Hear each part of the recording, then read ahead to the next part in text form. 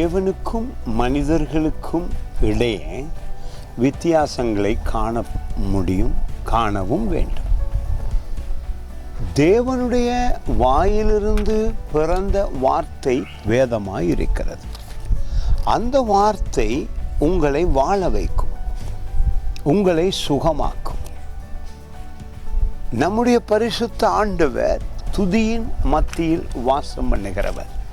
உங்கள் இருதயம் மகிழ்ச்சியாக இருக்கும் பொழுது அற்புதங்கள் நடக்க ஆரம்பிக்கும். உலக மகிழ்ச்சியோ குறிப்பிட்ட நேரம்தான். உலக மகிழ்ச்சியோ விரைவாக ஓடிவிடும், ஓடிக்குள்ளோனை போல காற்றில் பறந்துவிடும்.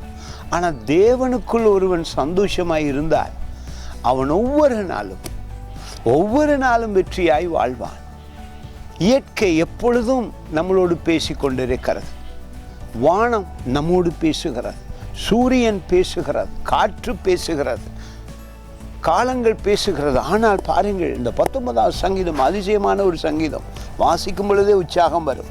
8வது வசனம் சொல்லுகிறது 19வது சங்கீதத்தில், கர்த்தருடைய நியாயங்கள் செம்மையும், ஒரு செம்மையான வாழ்வு, ஆசீர்வாதமான வாழ்வு, மகிழ்ச்சியான வாழ்வு பூமியில் உண்டாகும், இருதயத்தை சந்தோஷிப்பிக்கிறதுமாய் இருக்கிறது. கர்த்தருடைய கற்பனை தூய்மையும் கண்களை தெளிவாக்குகிறதுமாய் இருக்கிறது. மிகவும் முக்கியம். அதிசயமான ஒரு ஆண்டவர் உங்களுடைய உறவுக்குள்ளே வந்திருக்கிறார். பூமியிலே மனிதர்கள் பேசும் வார்த்தை முக்கியம். ஆனாலும் தேவனுடைய வார்த்தையை நீங்கள் நம்ப வேண்டும், தியானிக்க வேண்டும். அவரோடு பேசிக்கொண்டு இருக்கும் பொழுதே பூமியில் வருகிற உபத்திரவங்கள், பாடுகள், சுமைகள், நோய்களை இலகுவாக விரட்ட முடியும்.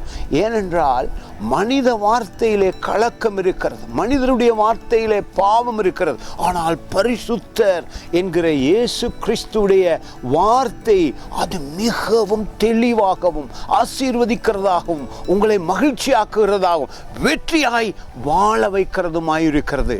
நம்புங்கள் இயேசுவை. God bless you.